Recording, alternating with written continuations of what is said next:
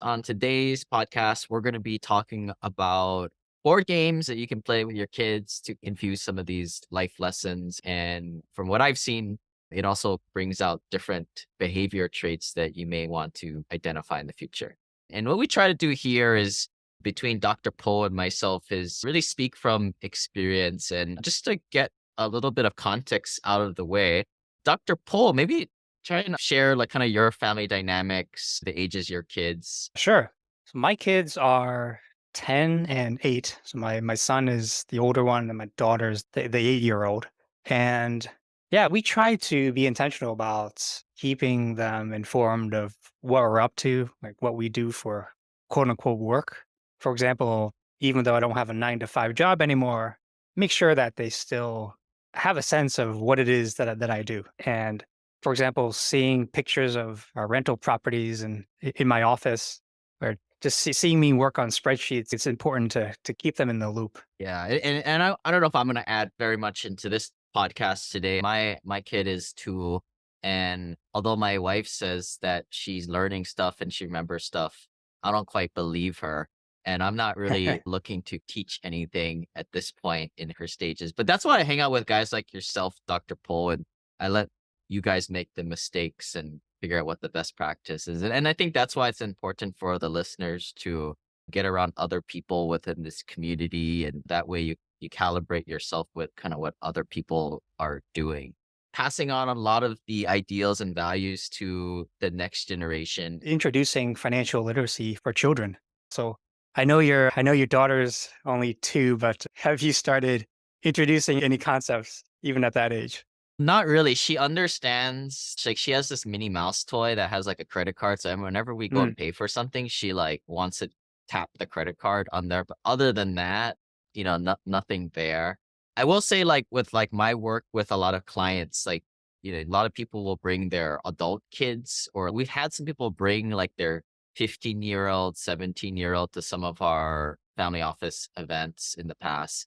But in my opinion, and even though the kids, they're smart, they're not dummies, mm, but I always get the sense that they're uninterested. And I think what it boils down to is if you don't have a job and you're not struggling through that, and if you don't got money, then like mm. how unmotivating is it to learn about money when you don't got it? Um, Yeah, that's a but good point. but yeah, like how is it for your kids? They're definitely moldable at this point, and they don't have jobs yet. They don't have money. Yeah. How have you guys been trying to emulate this and set this up right from the beginning? Yeah, it's still very much a discovery process. What I've found helpful is doing anything that's fun, right? Anything that's fun involves the family, kills two birds with one stone, where if you can somehow incorporate family time together along with fun with something that's really educational and where they're actually not aware that they're actually learning something, then that's the best. So what I've found helpful is board games or card games where get to spend time with the family, you get to keep them off the screens, and they get to learn some strategies when they're playing games. One game that we've been into is Settlers of Catan. For those of our listeners who are not aware of this game, it's in short, it's a strategy board game that focuses on resource management and trading.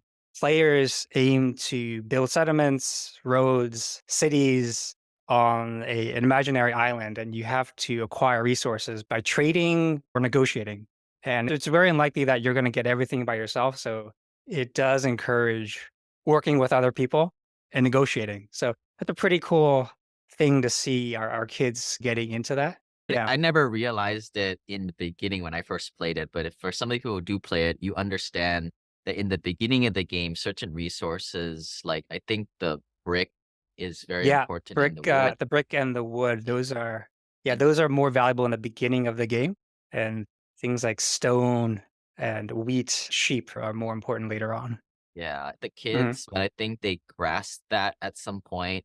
And then there's also like a red herring component. Like you use the brick to make a road and that's how you get it on the map. But it's always a stupid thing to go after, like the Yeah. longest road. And in a way, building wealth financially, there's also red herrings in that too, right? Who has the fanciest car, who has the best clothes in Absolutely. a way too. Yeah, absolutely. That's a great analogy, right? So if you have two people, for example, who are going after something like the longest road, you could just be trying to outspend each other and actually wasting all your resources trying to one up the other person. All the while, you could have been going for a different strategy, a more efficient strategy, right? To build up your cities or to get points out in other ways. So it's very much teaches you to be strategic, to not go into the game with only one game plan. You have to always react to what the other people are doing. And you have to be flexible enough to adjust your strategy as the game goes along. And overall, it's a pretty easy game to learn, but it's one of those games that you could take a lifetime to master. Right? So it's great for families, great for kids. There's an element of luck involved, so that makes it nice for kids. And yeah, overall, it's quite fun. Yeah. Part of that whole is like shared experiences, and then people start to have tendencies and shortcomings. Has anything came up where one kid tends to do one thing and you tease them or you praise them for some type of gaming method? Yeah, so in the beginning, my daughter, all she really knew how to do was build roads. So that's all she would do instead of focusing on other strategies. But we played it enough that she eventually learned that there's other ways to get points. And amazingly, the last time we played, we actually got beat by the kids. We were secretly really proud of them for finally beating us. But now they actually don't want to play anymore because they want to finish on top because they finally beat us.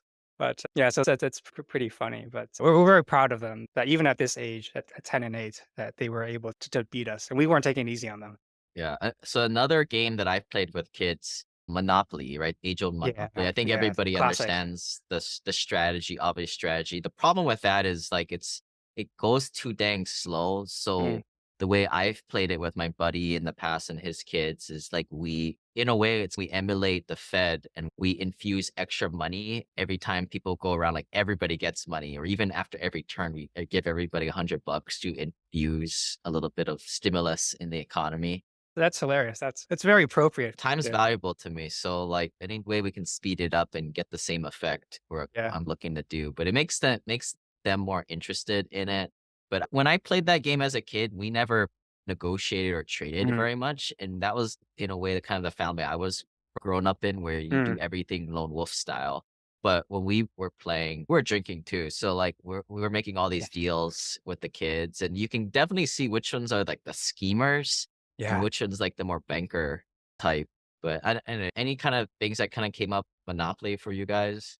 Yeah, we play Monopoly sometimes too. It's a classic, and but to your point, it's yeah, definitely you need to definitely set aside at least a few hours for it. The one thing I would say about Monopoly is I love reminding the kids of the analogy of the green little houses, right? So I try to remind them that life is like a game of Monopoly.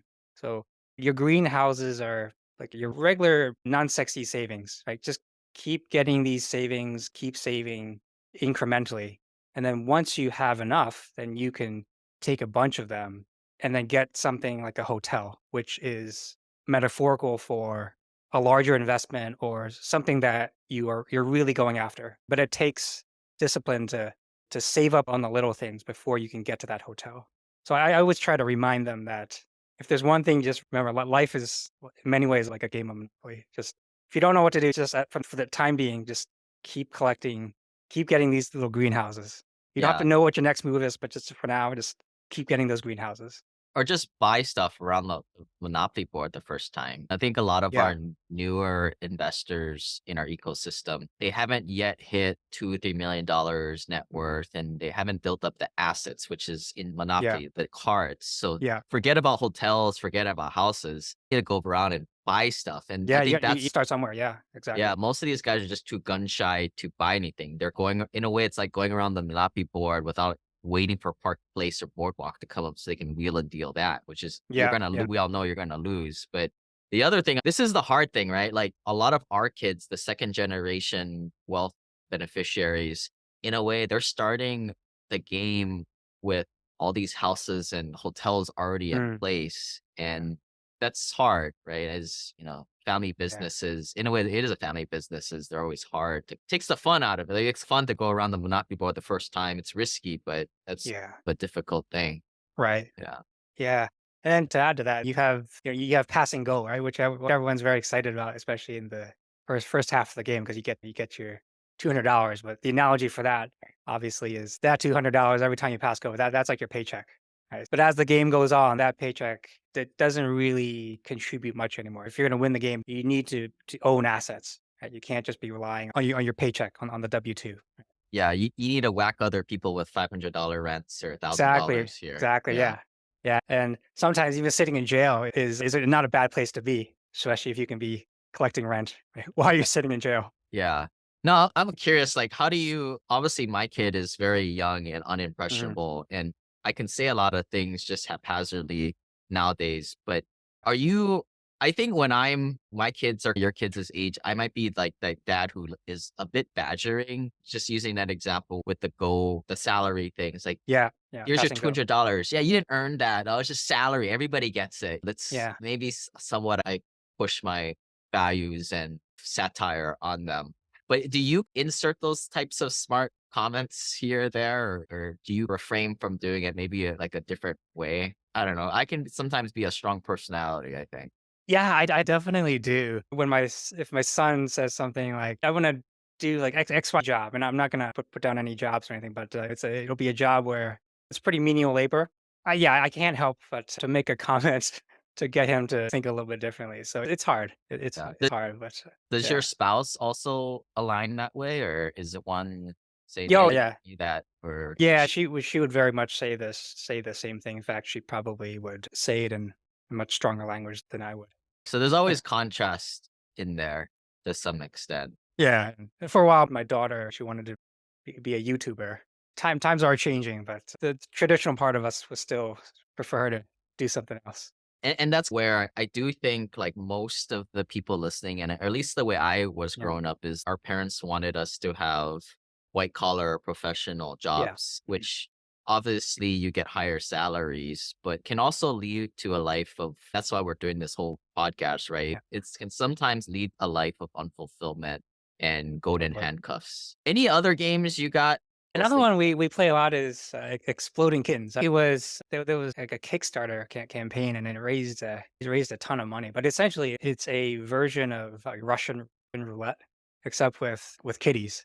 Yeah. The premise is that the whoever's playing with you, the players, everyone draws a card, takes turns going around drawing a card until you get one of the exploding kittens. In which case, you go kaboom, and if you go kaboom, you're out of the game. The way to counter that is to use diffuse card if you have one, or use action cards to give yourself an advantage, maybe skip your turn, maybe screw the next person over by having them draw multiple cards. There's definitely luck involved, but also a lot of strategy. And it's super fun. It's a great game. Each round doesn't take very long. But even in that game, we found that there's parallels to finance and to financial literacy. So, for example, the diffuse cards that they're very important to have to try to get. And those are analogous to your emergency fund.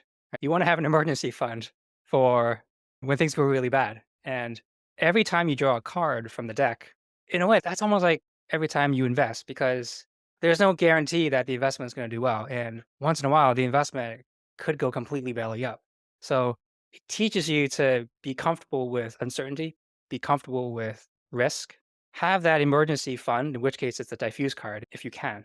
Also teaches you to be opportunistic and know when to use your action cards. Typically you want to save some towards the end of the game when the deck gets drawn down and the probability of drawing that exploding kitten is higher.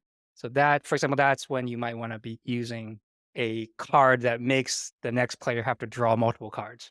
Very simple game, and Very but simple, yeah. But yeah, it is. yeah, yeah, and it teaches actually pretty valuable skills, and we love playing it. And there's just enough luck involved that everyone who plays it, they're going to win some rounds. So it keeps everyone happy, and it's not a time-consuming game, right? You could easily play a round in 10, 15 minutes. Do you like out of your 2 kids, does the way they play these games somewhat emulate their what you would think of their personality types? Or is it does a different person come out when they play these games? Because this is where it's people have done these personality tests. Some of these personality tests, you'll have one personality type, which is like when you think people are Mhm. looking at you, and then the Yeah. other one is you're like truly who you are. Mhm. Similarly to like when you're in a workplace setting, you have a certain style. but then when you're independently working, you have a very different style. But does that kind of ever come out the same from where Yeah, my son, who's the older one, he tends to be more of the 2, he tends to be more prudent and careful, and my daughter is definitely more she's willing to take big risks, is yeah, you do you it is interesting, you do get to see these little traits that come out in the way that they play these games. so their true self is actually coming through the game? Whereas I think when people are adults, people get a little more complicated or care Mm, too much what other people think, right? yeah, Or the world views them. And then mhm. you have this somewhat of a split personality.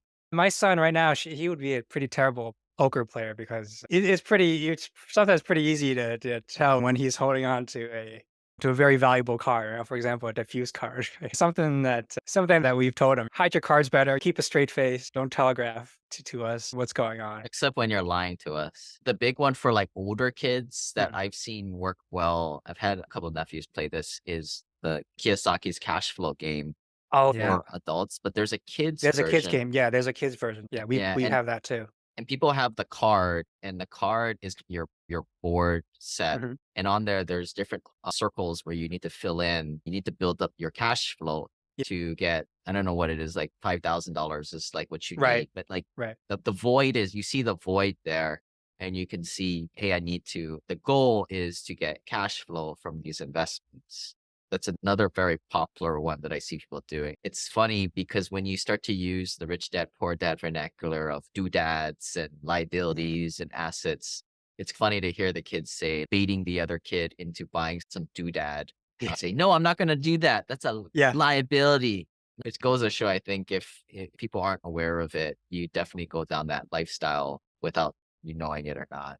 We play that, the kids version, and yeah, they quickly figured out, okay, yeah, you want to avoid the red cars, which are the liabilities, and you want to go for the green ones. And a lot of the green ones are rental properties, right? Rental real estate. Yeah, they've definitely found that useful. And then we've also moved on to the adult version, but that one takes you gotta block off at least several hours because that one can take pretty long. Bonus game that I actually haven't played this myself. I have the game. Next time we see each other, Paul, and you're in Hawaii, you can take it home. But this is the game of abundance. It's expensive. It's like $100, but people have told me it's like the cash flow game plus life, but also brings in kind of what we talk about on the Mm. podcast with, it's the game of financial and spiritual abundance. I'm just throwing that out there. I think you can get on Amazon or eBay, but if people have a little bit older kids, or this would be a good one, I think, for adults to play if you don't have kids too. So there's something for everybody. But speaking of cards, another thing that we like to do as a family is something called talking card decks. I don't know if you've ever heard of those, but Yeah, I have those in my yeah. car. We never use them. Yeah. Conversation starter.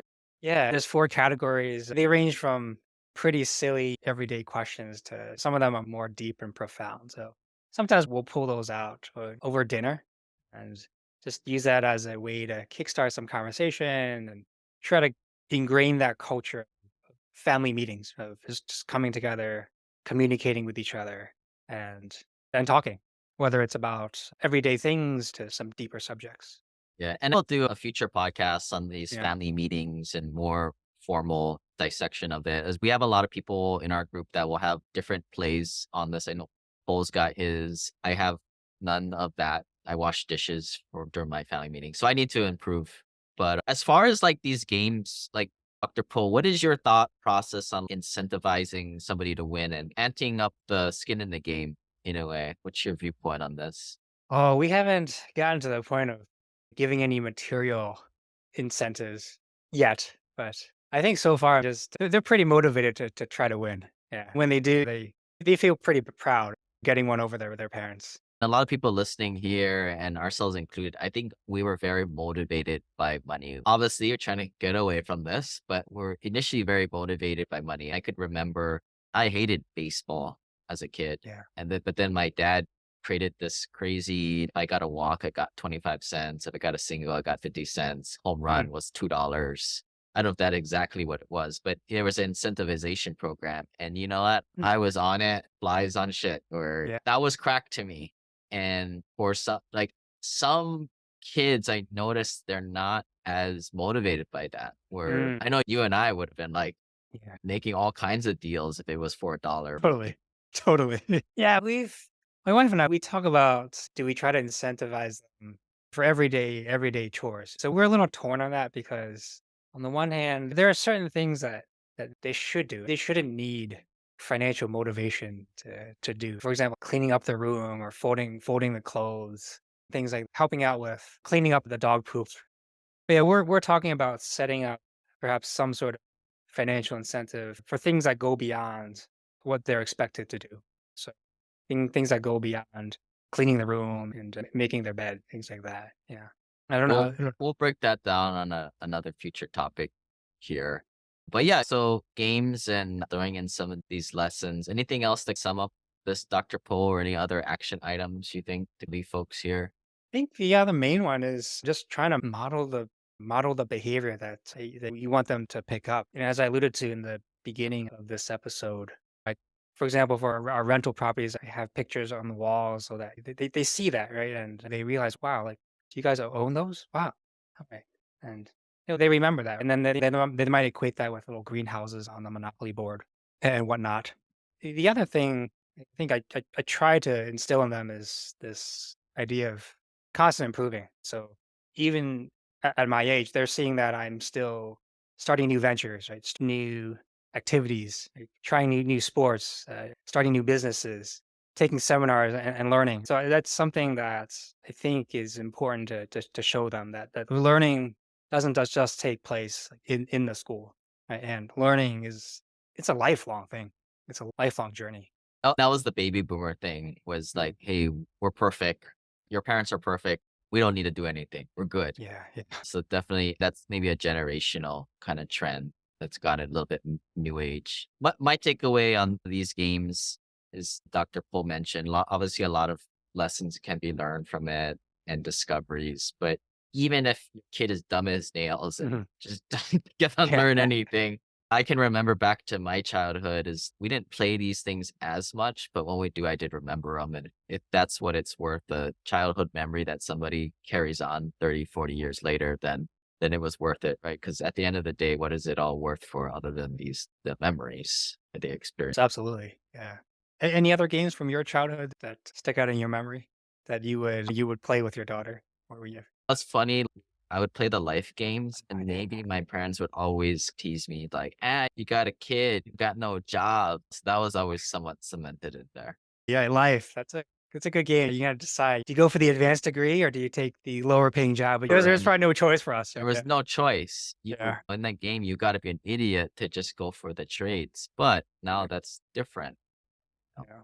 But a topic for another day. We'll close this episode out. If you guys have any topic suggestions, please put it into our YouTube channel in the comments below. That's a good way of interacting with us. Or reach out to Dr. Pohl if you guys have any specific questions. But we'll see you guys on the next episode. Bye.